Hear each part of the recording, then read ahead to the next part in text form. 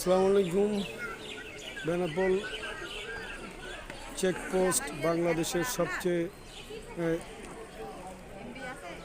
স্থলবন্দর। এটা একটি গুরুত্বপূর্ণ জায়গা। আমরা আজকে বেনাপোল চেকপোস্টে 0 পয়েন্টে একদম অবস্থান করছি। ওপার বাংলা এবং ওপার বাংলার মিডিল পয়েন্টে আমরা বসে আছি পাবলিক গ্যালারিতে। আর দেখতে পাচ্ছেন যে ওই পাশে আছে ইন্ডিয়ান পাবলিক, এপাশে বাংলা পাবলিক, মাঝখানে দুই দেশের দুই পতাকা আমি আপনাদের দেখানোর জন্য চেষ্টা করছি।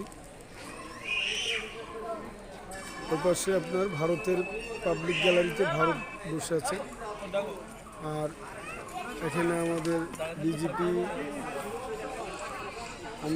আমরা এখন বর্তমান একদম চেকপোস্ট বর্ডারের মিডিল পয়েন্টে পাবলিক গ্যালারিতে আছে। আমাদের এপাশে আছে আমাদের বাংলাদেশের পাবলিক গ্যালারি, দেখতে পাচ্ছেন। অবশ্যই এখনো লোক বেশি আসে না।